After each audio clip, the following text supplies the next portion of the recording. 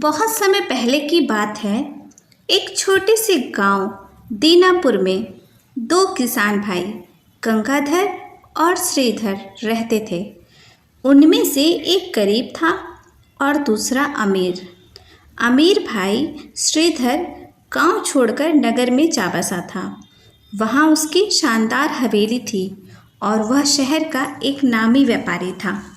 लेकिन गरीब भाई गंगाधर गांव में ही रहकर एक छोटे से जमीन के टुकड़े पर हल चलाकर किसी प्रकार से अपना जीवन बिता रहा था।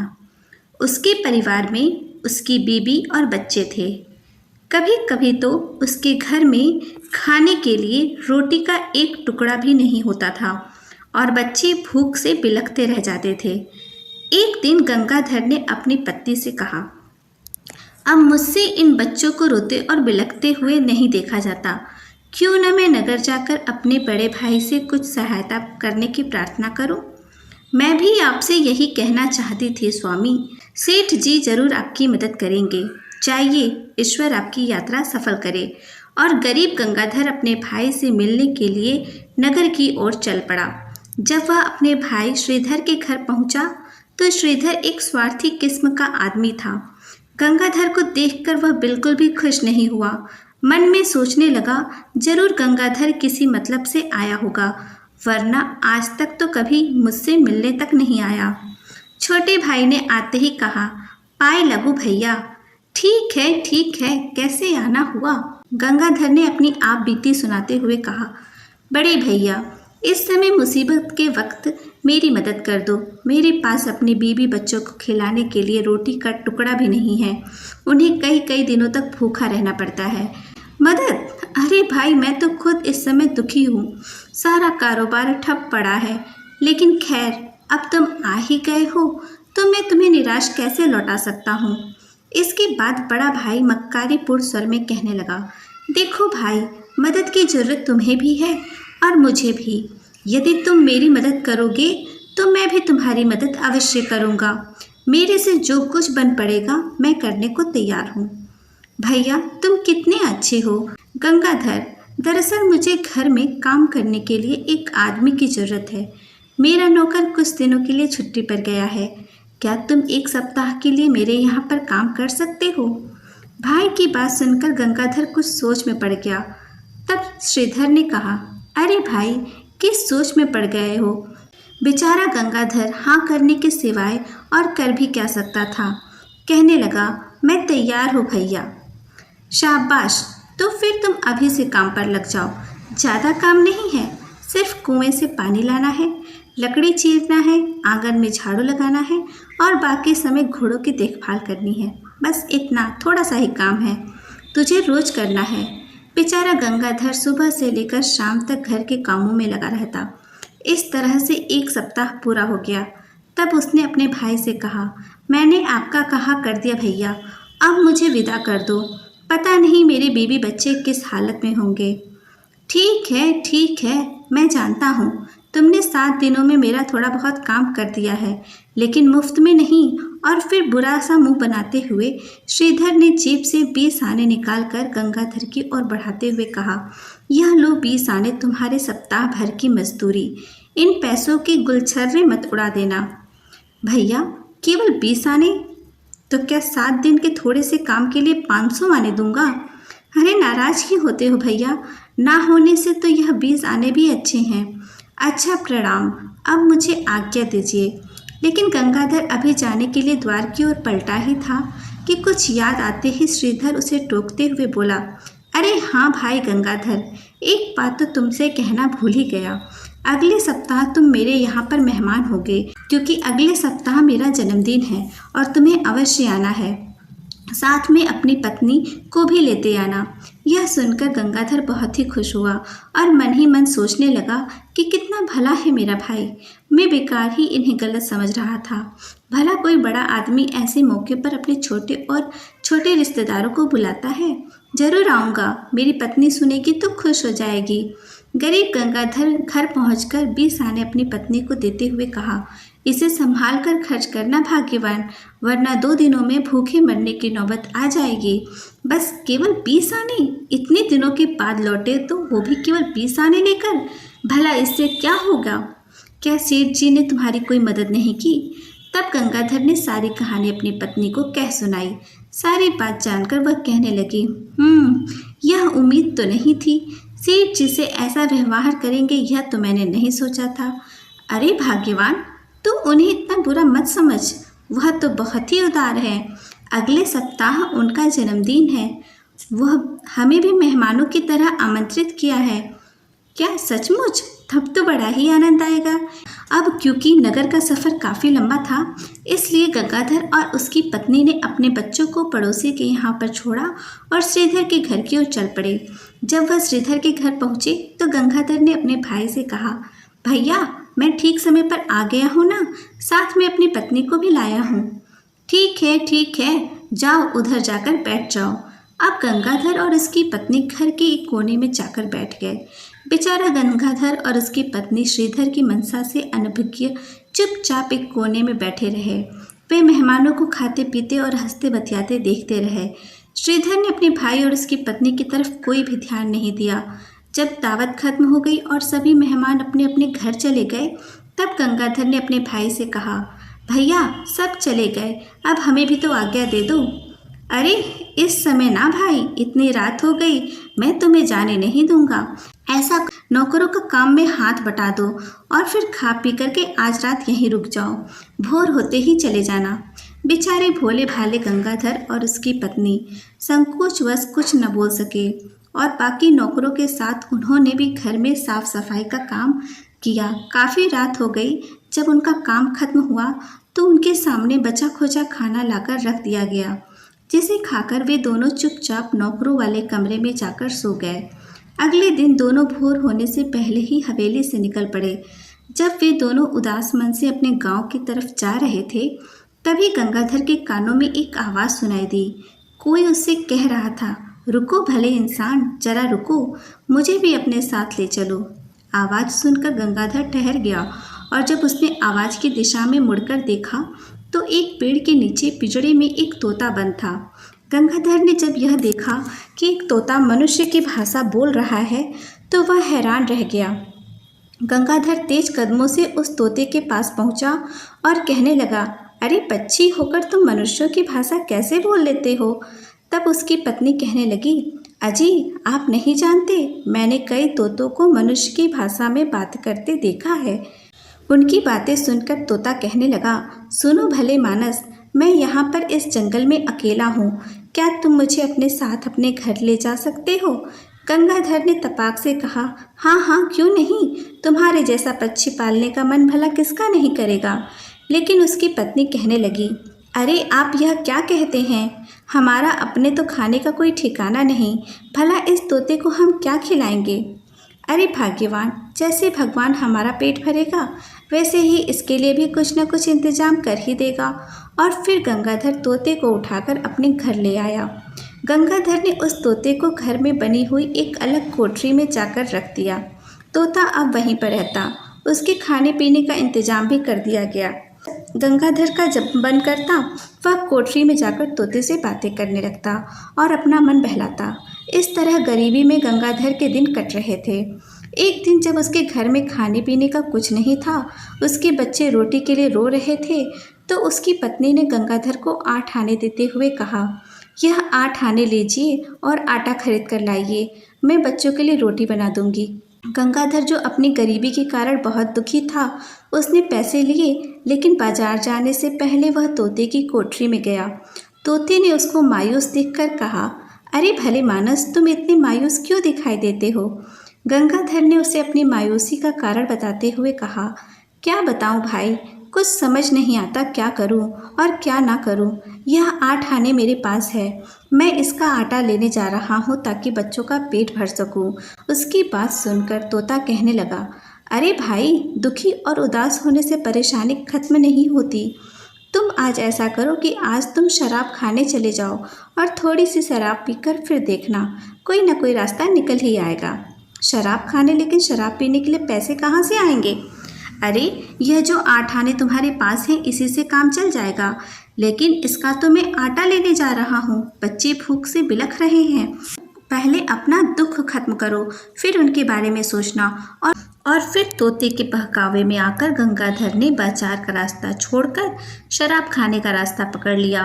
वहां पहुंचकर उसने 8 आने निकाले और फिर शराब पीने लगा। शराब का नशा चढ़ जाने के बाद वह कहने लगा, वाह कितनी अच्छी चीज़ है, सारी चिंताएं एक पल में ही दूर हो गई।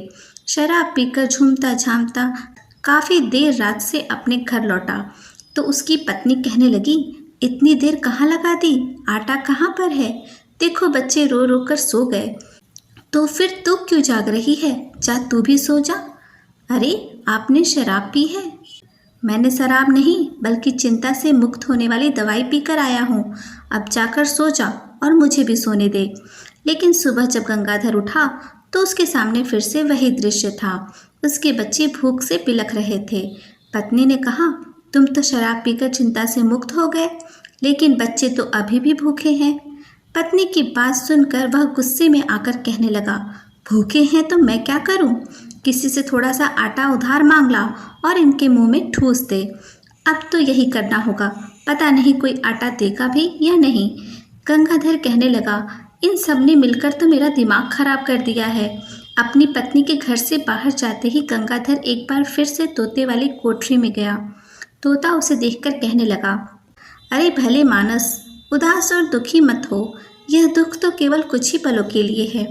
जाओ शराब खाने और थोड़ी सी शराब पी लो, फिर देखना कल की तरह से तुम्हारी सारी चिंताएं दूर हो जाएंगी। लेकिन पीने के लिए मेरे पास अब पैसा नहीं है।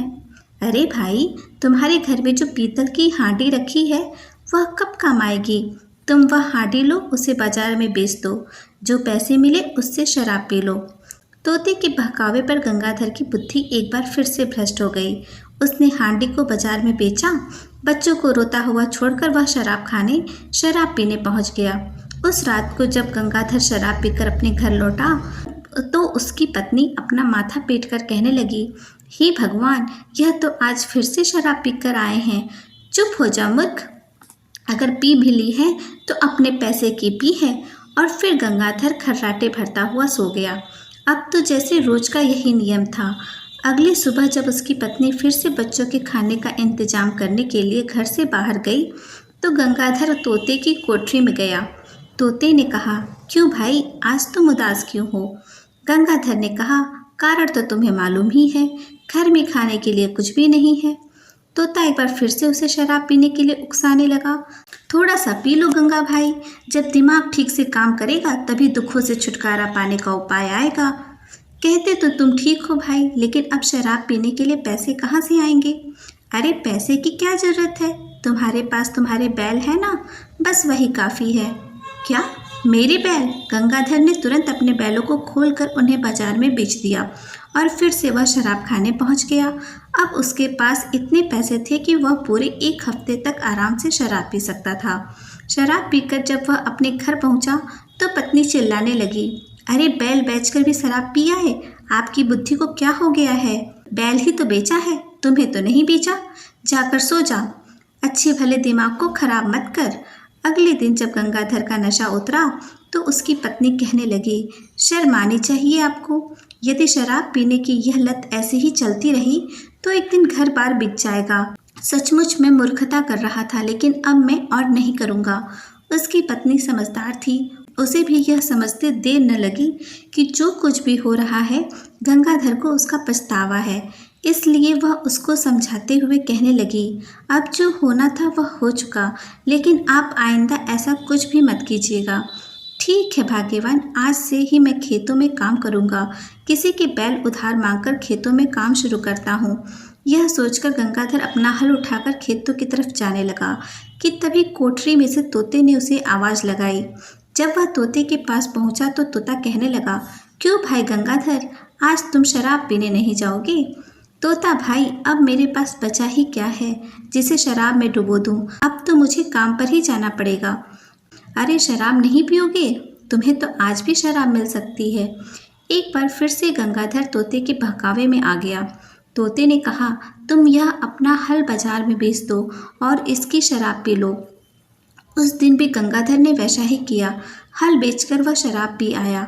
जब वह घर लौटा तो उसकी पत्नी कहने लगी, हे ईश्वर, अब मैं क्या करूं? तुम तो आज फिर से शराब पीकर लौट आए हो। यह मुसीबत तो जरूर हमें बर्बाद कर देगी।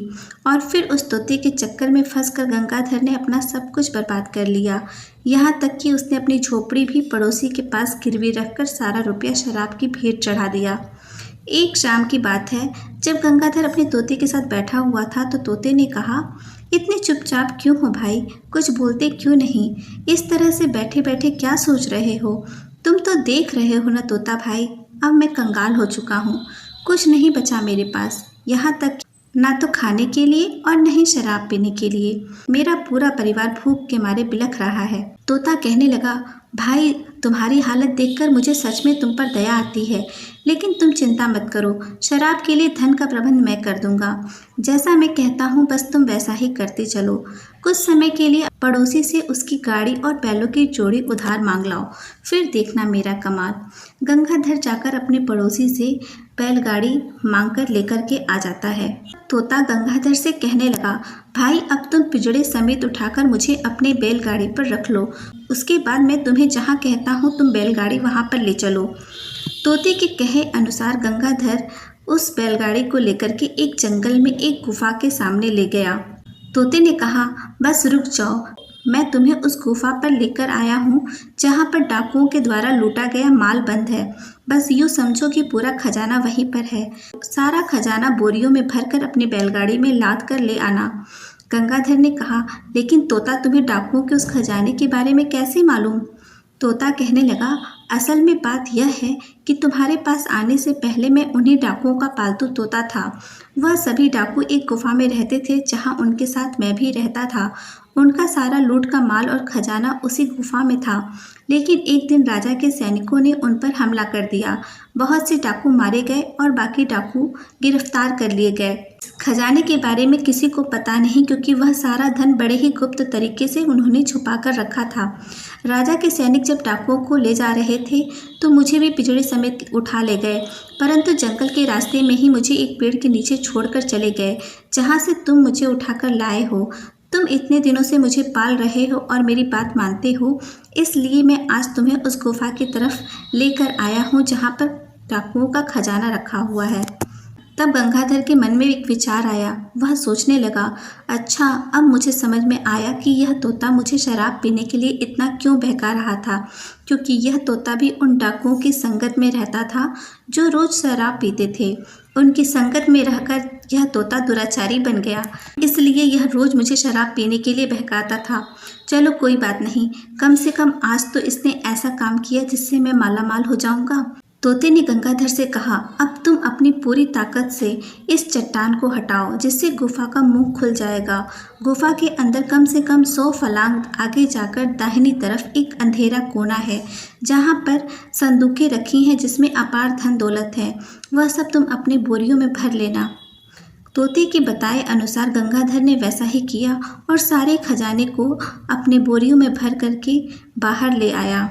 जब आखिरी बोरी वह लेकर के आ रहा था तब तोते ने कहा, अरे भाई गंगाधर, खजाने से भरा हुआ आखिरी बोरा भी तुम ले जा रहे हो, परंतु तुम मुझे भूल गए। क्या मुझे भी तुम अपने साथ नहीं ले चलोगे? गंगाधर एक कुटिल मुस्कान चेहरे पर लाकर कहने लगा, अरे तोते, बस अब तुम्हारा काम यहीं तक था। तुम्हारा काम खत्म हो गया। मैं तुम्हें अपने साथ लेकर नहीं जाऊंगा। अब तुम इसी पिंजड़े में बंद इस गुफा में पड़े रहना। अगर मैं तुम्हें अपने साथ ले गया तो तुम फिर से मुझे शराब पीने के लिए उकसाओगे और यह जो इतना सारा धन मिला है यह भी मैं शराब में उड़ा दूंगा। लेकिन ऐसी गलती अब मैं दोबारा नहीं करूँगा। डाकुओं के साथ रहते रहते तुम्हारी बुद्धि भी भ्रष्ट हो चुकी है। इतना कहकर गंगाधर ने वह आखिरी बोरा उठाया और गुफा से बाहर जाने के लिए चल पड़ा। पीछे से वह तोता चिल्लाता रहा कि मुझे यहाँ छोड़कर मत जाओ, लेकिन गंगाधर ने उसकी एक न सुनी और गुफा का दरवाज़ा बंद कर दिया। रात के अंधेरे में गंगाधर अपने गांव पहुंचा और अपनी पत्नी को सारी बात बताई। उस दिन के बाद से गंगाधर की गरीबी दूर हो गई। उसने अपना व्यापार शुरू किया और अच्छा खासा मुनाफा कमाया। तो दोस्तों यह थी आज की दिलचस्प कहानी। देखने के लिए चैनल को सब्सक्राइब कर लीजिए। आपको यह कहानी कैसी लगी कमेंट बॉक्स में ज़रूर बताइए। वीडियो को लाइक करना बिल्कुल भी मत भूलिए। धन्यवाद।